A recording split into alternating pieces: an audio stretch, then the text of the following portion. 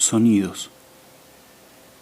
Pero mientras nos confinemos en los libros, aún los más selectos y clásicos, y leamos tan solo determinadas lenguas escritas, que no son sino dialectos provincianos, corremos el peligro de olvidar ese lenguaje sin metáforas, abundante y ejemplar, que hablan todas las cosas y eventos.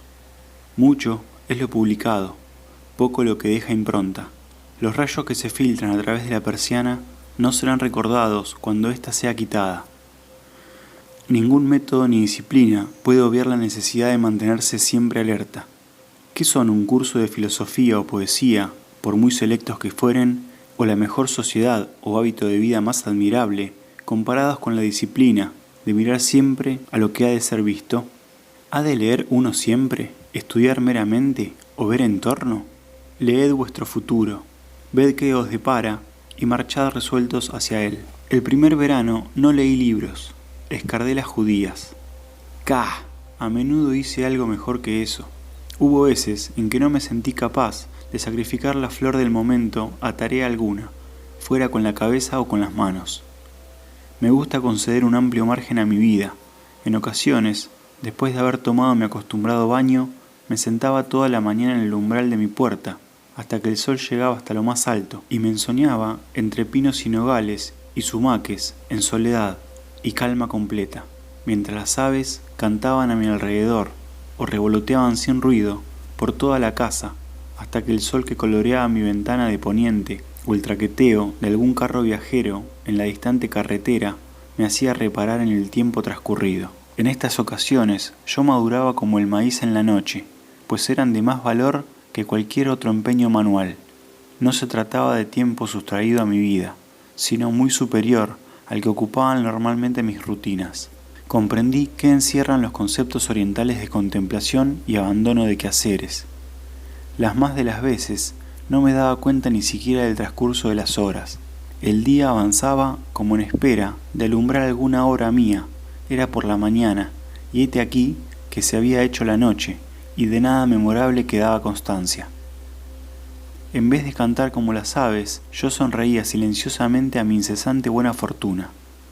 Como el gorrión en lo alto del nogal que sombrea mi puerta, su trino, así yo, mi gorjeo sofocado, que aquel podía oír saliendo de mi nido. No eran días de la semana con el sello de alguna deidad pagana. Los míos no se desmenuzaban en horas, ni les apresuraba el tic-tac del reloj, pues yo vivía como los indios puri, de los cuales se dice que para ayer, hoy y mañana cuentan con una sola palabra e indican las variantes de significado, señalando hacia atrás en el primer caso, hacia arriba en el segundo y adelante en el tercero. Sin duda que eso era pura pereza para mis conciudadanos, pero si las flores y las aves me hubieran juzgado según su patrón, no me hubieran hallado en falta. Un hombre debe encontrar sus ocasiones en sí mismo. Es verdad, el día natural es muy tranquilo y difícilmente le reprochará su indolencia. Al menos sobre aquellos que se ven obligados a buscar su diversión fuera de lo propio, en la sociedad y el teatro, yo tenía por mi modo de vida la ventaja de que este era mi mejor entretenimiento, que jamás dejaba de resultado original. Era un drama de muchas escenas y sin desenlace. Ciertamente, si siempre nos ganáramos la vida y reguláramos ésta de acuerdo con el último y mejor de los modos aprendidos, jamás nos molestaría el fastidio. Seguid vuestro genio de modo suficientemente ajustado, y éste no dejará de presentaros un panorama nuevo cada hora. El quehacer doméstico se había convertido en grato pasatiempo. Cuando el suelo estaba sucio, me levantaba temprano, y después de apilar mis muebles fuera de la casa sobre la hierba, cama, colchón y ropas en montón único, baldeaba el piso, salpicándolo aquí y allá de nivea arena de la laguna, para dejarlo limpio y blanco, luego con la escoba. Cuando los del pueblo habían dado fin a su desayuno, el sol mañanero había secado ya mi casa lo suficiente para trasladarme de nuevo al interior, de modo que mis meditaciones apenas si habían sido interrumpidas. Resultaba agradable ver todos mis bienes y enseres sobre la hierba, formando una pila, como atado de gitano, y mi mesa de 3 patas, de la que no había quitado siquiera los libros, pluma y tintero que reposaban en su sobre, entre pinos y nogales. Diríase que también mis muebles se felicitaban por salir fuera y que lamentaban reincorporarse a su encierro. Algunas veces estuve incluso tentado de disponer un toldo por encima de ellos y reinstalarme de tal guisa. Valía la pena ver brillar el sol sobre estas cosas y oír el viento libre que abría camino por sus recovecos. La mayoría de los objetos que nos son familiares parecen mucho más interesantes fuera que dentro de la casa. Un ave se posa sobre la próxima rama, la siempreviva crece debajo de la mesa y la zarzamora abraza sus patas. Por doquier se ven pinas, castañas y hojas de fresa. Diríase que fuera este el modo en que estas formas habían sido transferidas a nuestros muebles, mesas, sillas y armazones de cama, precisamente porque éstos hubieran estado alguna vez rodeados de aquellos. Mi casa se alzaba en la ladera de una colina, junto al borde de un gran bosque, en medio de una joven arboleda de pinos y nogales, y a eso de unas 40 perchas, casi del lago al que conducía, colina abajo, una estrecha vereda. En mi patio de enfrente crecían fresas y moras siempre vivas, yerba de San Juan y cañas doradas. Un robledal incipiente, el cerezo de la arena, vaciñas y cacahuetes.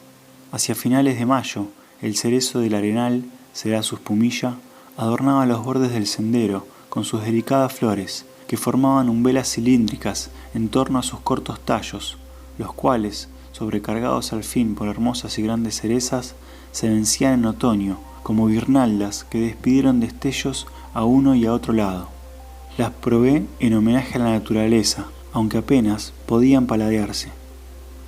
El sumaque, Rus glabra, crecía exuberante alrededor de la casa, abriéndose camino a través del dique que yo había construido y alcanzado ya casi 2 metros de altura en su primera temporada. Su ancha y pinada hoja tropical, aunque rara, resultaba agradable a la vista. Sus voluminosas yemas, que surgían poderosamente de tallos secos, diríase muertos, a finales de la primavera, se convertían, como por arte de magia, en graciosas y tiernas ramas verdes, de más de 2 centímetros de diámetro, y a veces, sentado junto a la ventana, era testigo de su rotura, cuando en busca de desmesurado crecimiento, sometían sus articulaciones a tal esfuerzo que éstas cedían, aun en ausencia de viento, con un chasquido claramente perceptible. En agosto, las muchas bayas que al estar en flor habían atraído a una multitud de abejas adquirían gradualmente su aterciopelado carmesí final antes de vencerse y quebrar, con su peso, las tiernas ramas de que pendían. Desde la ventana en que me encuentro, sentado en esta tarde de verano, veo rondar a los halcones en torno al claro, el vuelo presuroso de las palomas salvajes que atraviesan mi campo de visión en formación de a 2 o a 3, o que se mueven agitadas sobre las ramas del pino blanco que guarda la parte trasera de mi casa, llena de susurros el aire. Un halcón pescador cae sobre la cristalina faz del lago y se hace con un pescado. Un bisón se desliza ante mi puerta para capturar una rana en la orilla. Los juncos se doblan bajo el peso de los chamberguillos que revolotean aquí y allá, y durante la última media hora he ido oyendo el traqueteo de los trenes, ora muriendo en la distancia, ora reviviendo progresivamente como el sonoro aleteo de una perdiz con su carga de pasajeros de Boston en busca de la campiña. Pues no me hallaba tan alejado del mundo como aquel muchacho que, según he oído decir, fue colocado con un granjero de la parte oriental de la ciudad, y antes de que pasara mucho tiempo escapó y volvió a su hogar, lleno de cansancio y de añoranza. Jamás había visto un lugar tan triste y apartado. Toda la gente había desertado, con decir que ni siquiera se oía el silbido del tren. Dudo de que quede ahora un lugar así en todo Massachusetts. En realidad, nuestra aldea se ha convenido en una terminal de una de esas flechas rápidas ferroviarias, y sobre nuestra tranquila llanura, su sonido dulce es Concord. El tren de Fitchburg pasa junto al lago a eso de unas 600 perchas de donde vivo. Por lo general, suelo dirigirme al pueblo siguiendo su terraplén, y por así decir, ese es mi vínculo con la sociedad. El personal de los convoys de carga que recorre toda la línea me saluda como a viejo conocido, de tantas veces como nos cruzamos, y al parecer me toma por otro empleado, y tal soy. Yo también repararía gustosamente las vías en algún lugar de la órbita terrestre.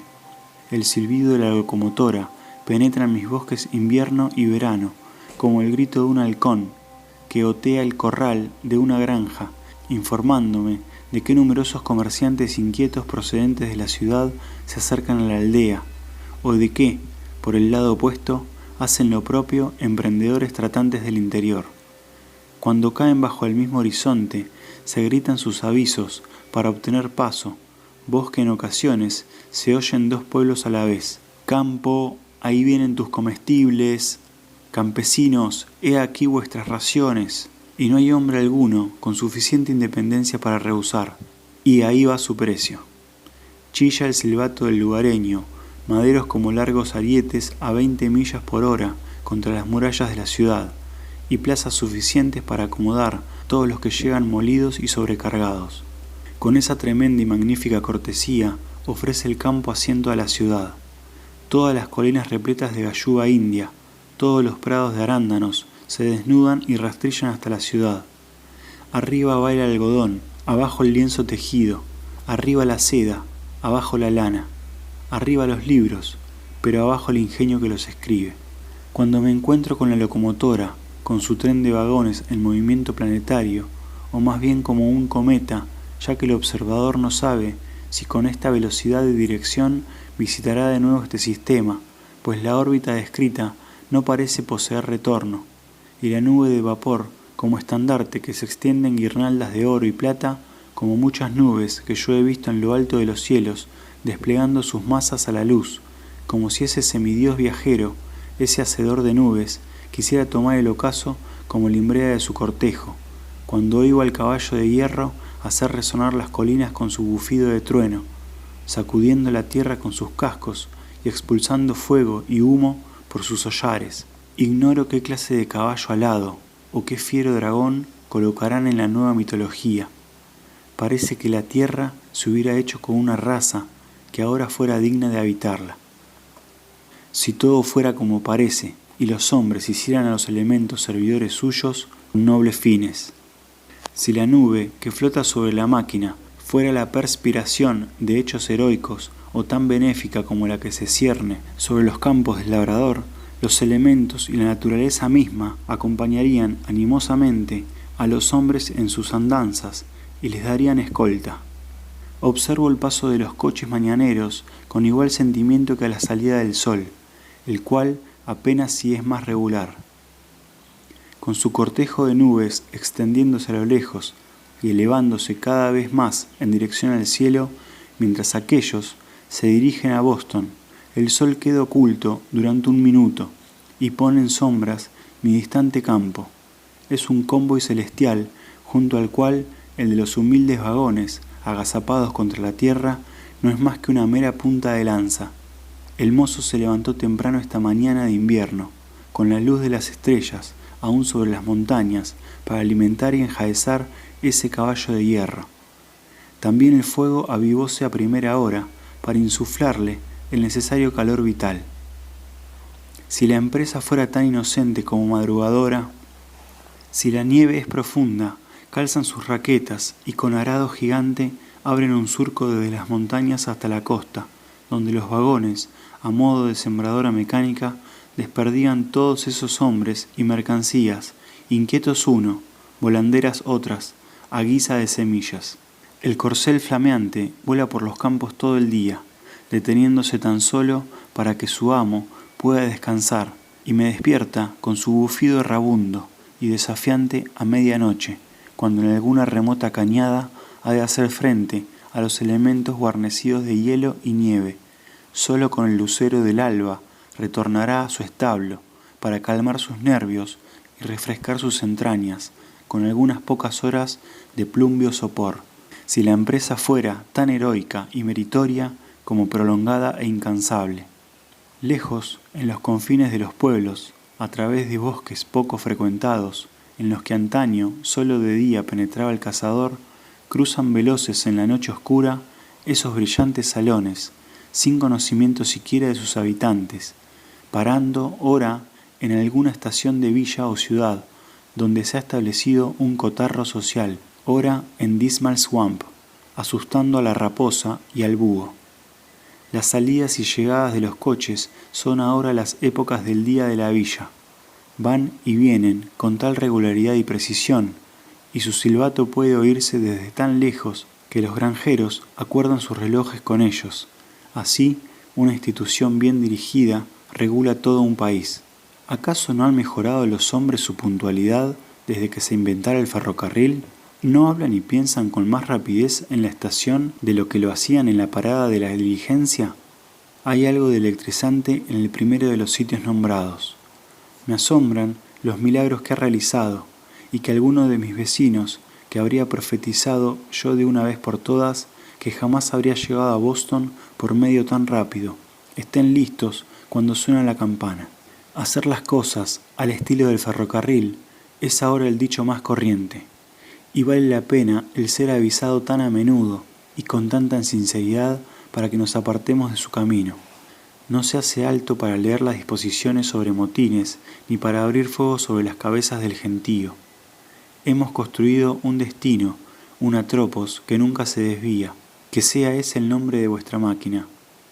Los hombres han sido advertidos de que a cierta hora y minuto estos rayos serán lanzados hacia determinados puntos de la brújula, y sin embargo, ello no interfiere con la vida de nadie, y los niños siguen yendo a la escuela por el camino de siempre.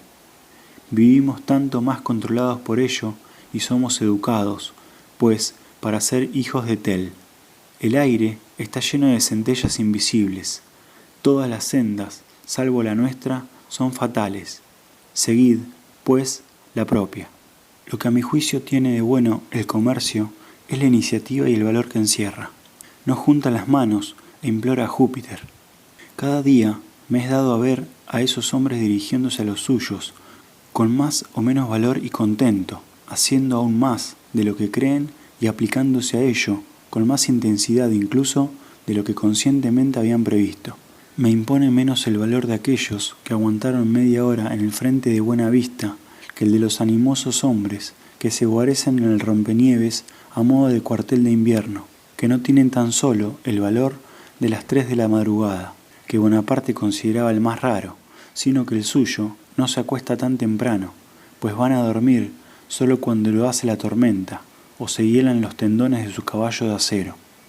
Quizá en esta mañana de la gran nevada que está rugiendo aún y enfría la sangre de los hombres, oiga la sorda nota de la campana de su máquina, que surge de las nieblas de su helado aliento, anunciadora de que los vagones están llegando sin demora, pese al veto de esta noresteña tormenta de nieve de Nueva Inglaterra, y me sea dado contemplar a los hombres de la reja, cubierta la cabeza de nieve y de escarcha, con la mirada puesta en el filo de aquella. Tajamar que voltea y descubre mucho más que margaritas y nidos de ratones, propios de los confines más extraños del universo, cual cantos rodados de Sierra Nevada. El comercio es sorprendentemente confiado y sereno, alerta, audaz e incansable. Es muy natural en sus métodos, más aún que muchas empresas fantásticas y experimentos sentimentales. De ahí su singular éxito. Me siento refrescado y relajado cuando el tren de carga pasa traqueteando por mi lado y puedo oler las mercancías que aroman el trayecto que recorre desde Long Harv hasta el lago de Champlain, evocando en mi mente la imagen de lugares exóticos, de arrecifes de coral y mares de las Indias, de climas tropicales y del globo en toda su extensión. Me siento más bien habitante del mundo, a la vista de tanta palma como protegerá en verano las rubias cabezas de Nueva Inglaterra, del cáñamo de Manila y nueces de coco, de quincallería vieja y de sacos de arpillera, de hierro y de clavos herrumbrosos. Este cargamento de velas rasgadas es más elocuente e interesante ahora que cuando sea transformado en papel impreso. ¿Quién puede describir la historia de las tormentas soportadas tan gráficamente como esos jirones? Son galeradas que no necesitan corrección. Ahí van maderos de los bosques de Maine que no fueron a parar al mar con la última riada, y que subieron $4 por mil por causa de los que sí lo hicieron o se resquebrajaron en mal momento, pinos, cedros, abetos, de primera, segunda, tercera o cuarta clase, antes de una clase solamente, cuando se cimbreaban sobre el oso, el alce y el caribú. Sigue luego la cal de Thomaston, un lote de primera clase que llegará lejos entre las colinas antes de que se apague. Estos trapajos, en balas de todos los tonos y calidades, condición ínfima de algodón, y el lino, resultado final del vestido, de modelos que ya no se anuncian, a no ser el Milwaukee, como estos espléndidos artículos estampados ingleses, franceses o americanos, guingas, muselinas, etc., recogidas en todos los confines, tanto de la moda como de la pobreza, en vías de convertirse en papel monocolor o de apenas unos pocos tonos, sobre el que ciertamente se escribirán historias de la vida real, alta y baja, fundadas en hechos. Este vagón encerrado huele a salazón, el penetrante olor del comercio de Nueva Inglaterra, que evoca los grandes bancos y pesquerías de Terranova. ¿Quién no ha visto un pescado salado, meticulosamente curado para este mundo, de forma que nada pueda corromperlo, para rubor de los santos, en su perseverancia, con el que puede uno hasta barrer o pavimentar las calles, usarlo a modo de cuña en el tocón, cuando no, como el arriero, proteger con él la carga, y asimismo del sol, viento y lluvia, o como hiciera una vez un comerciante de Concord, colgarlo a la entrada del almacén, como señal de inicio de las operaciones, hasta que ni siquiera el cliente más antiguo pueda afirmar con seguridad si se trata de animal, vegetal o mineral, y que sin embargo seguirá tan puro como un copo de nieve, y si es colocado en la olla hará un excelente adobado para la cena sabatina. Vienen luego cueros españoles, con el rabo retorcido aún, y con igual giro que cuando recoman, ceñidos a poderoso vacuno de las llanuras de la América hispana, símbolo de toda obstinación y muestra de cuán inútiles e incurables son todas las taras constitucionales. Confieso que, hablando prácticamente, cuando llego a conocer la auténtica disposición de un hombre, abandono toda esperanza de cambiarlo, para bien o para mal, en esta existencia. Como dicen los orientales, el rabo de un perro de mala ralea puede ser calentado, prensado y atado con 1000 ligaduras, y después de 12 años de dedicada labor, conservará aún su forma natural.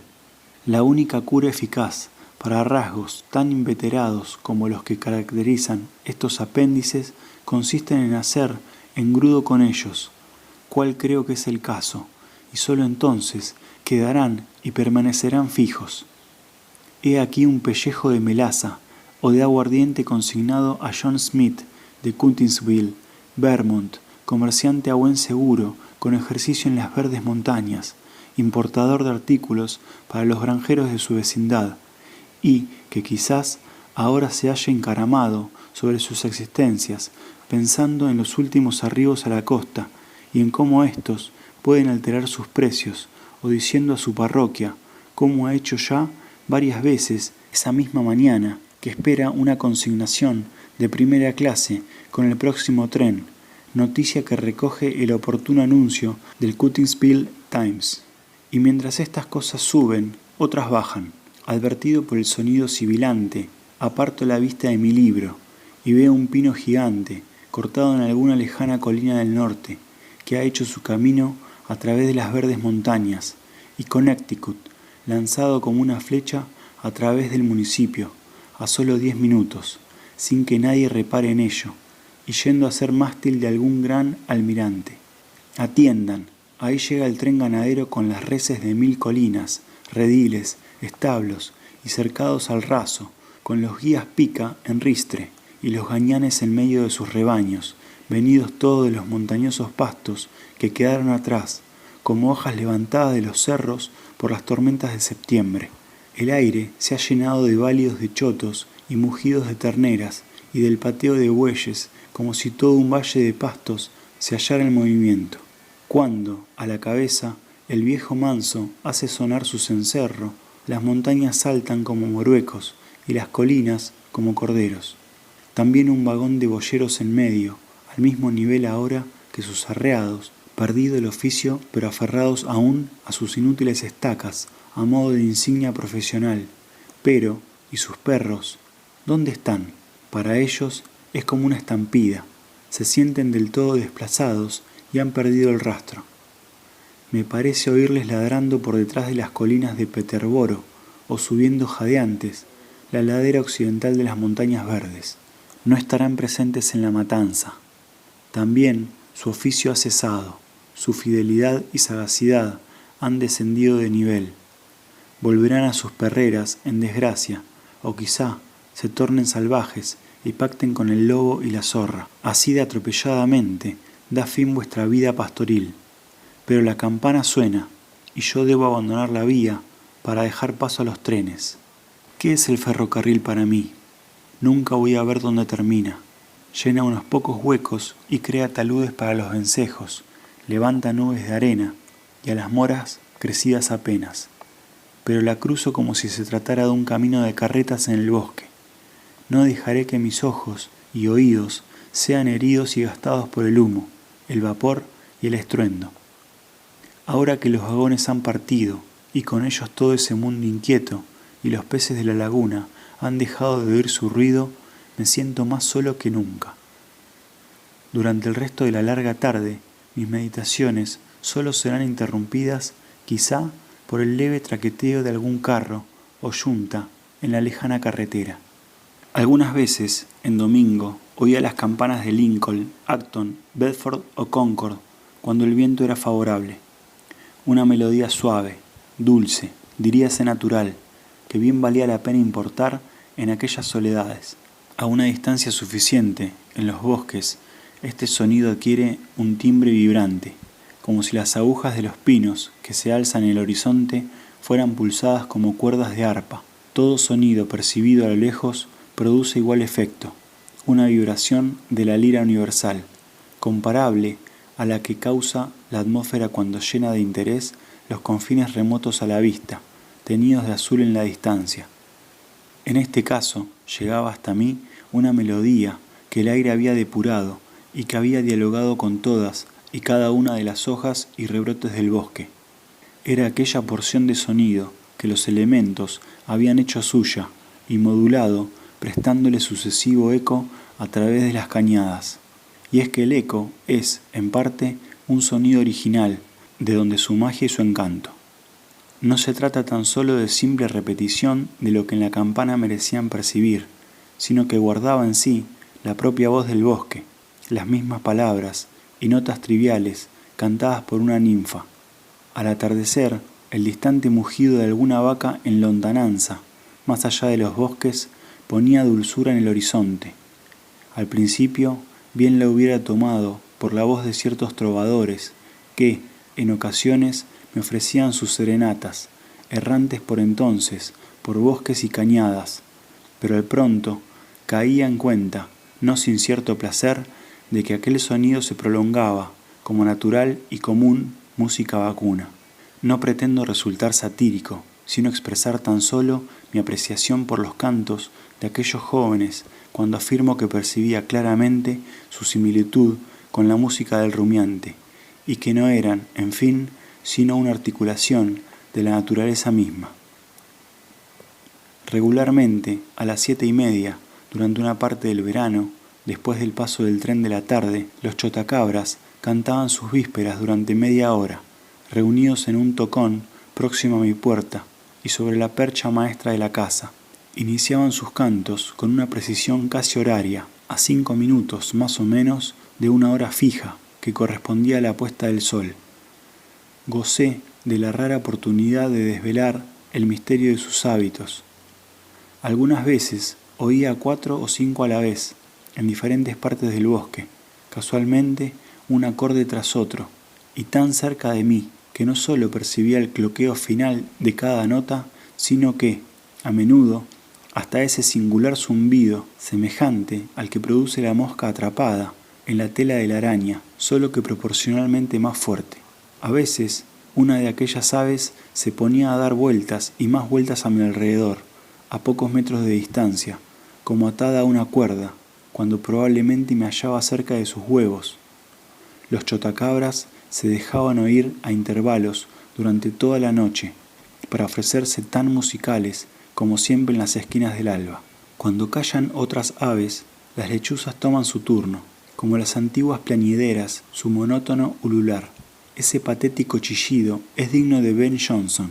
Oh, sabias hechiceras de medianoche, no es el honesto y romo tut-wit, tut-twit de los poetas, sino, en verdad, una solemne salmodia funeraria, la mutua consolación de amantes suicidas que en las trochas del infierno evocan los tormentos y deleites del amor superior.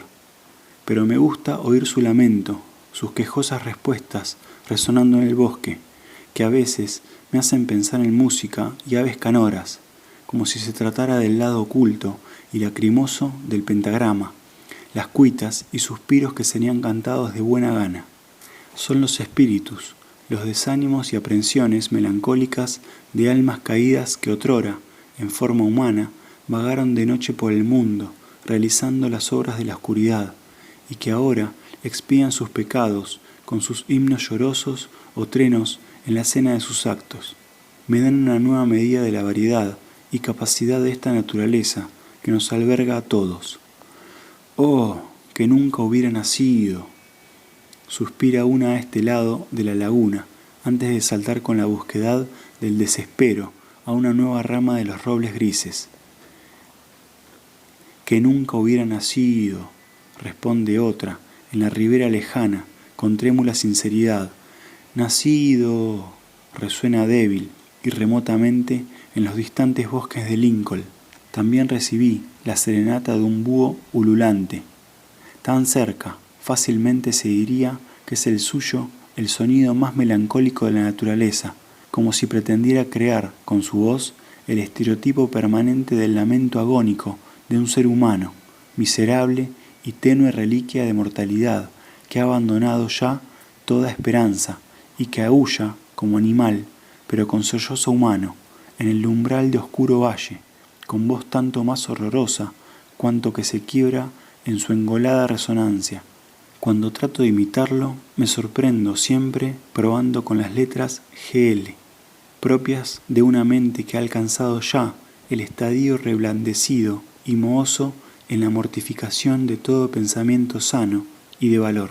En mi imaginación se evocaban espíritus, necrófagos y aullidos de idiotas y locos. Pero ahora otro responde desde arboledas lejanas, un acorde que la distancia hace melodioso, y que ciertamente, en su mayor parte, no sugiere sino agradables asociaciones, tanto de noche como de día, en invierno o en verano. Me alegro de que haya búhos y de que se ocupen del idiota y maníaco ulular de los hombres. Es un sonido admirablemente apropiado para las marismas y bosques crepusculares dejados de la luz del día, sugeridor de una vasta naturaleza no desarrollada que los hombres han de conocer aún. Representa el violento claroscuro y las frustraciones que en todos nosotros anidan. El sol ha brillado todo el día en la superficie de algún salvaje marjal, allá donde el abeto solitario se alza barbado de líquenes, con halcones girando en su vertical y con el paro ceseante entrevisto entre las siemprevivas que ocultan a la perdiz y al conejo, pero ahora se hace más triste y propio, y despierta una raza diferente de criaturas para expresar a su vez otro aspecto de la naturaleza. Entrada ya la noche, oí el distante rebato de vagones que trasponían un puente, eco más lejano que cualquier otro de los nocturnos, el ladrar de los perros y algunas veces nuevamente el mugido de alguna desconsolada vaca en ignoto corral.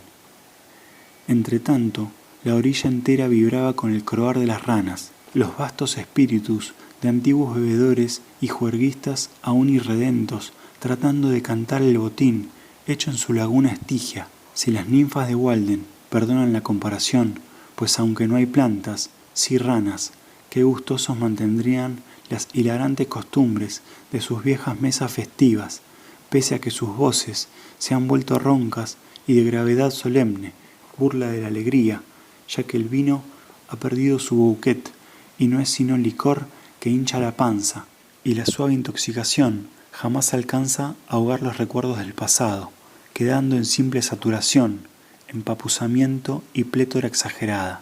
El más imponente, papada sedente sobre hoja flotante que hace las veces de servilleta para sus colgantes mofletes, traga en esa orilla norteña un gran sorbo de la otrora despreciada agua y pasa su copa al tiempo que exclama «croa, croa, croa», contraseña que se repite y vuelve desde remota caleta, donde el siguiente en jerarquía y abdomen ha engullido a su vez su ración, y cuando el ritual ha sido observado en todo el circuito lacustre, el maestro de ceremonias exclama satisfecho su último croá, coreado por turno por todos los demás, incluso el de panza más flácida e incontinente, para que no haya la menor equivocación.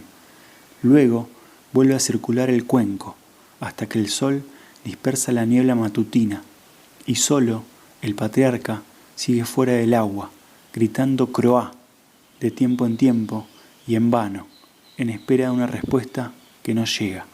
No estoy seguro de haber oído nunca el canto del gallo desde mi lugar, y se me ocurrió que acaso valiera la pena el mantener un pollo puramente por su música.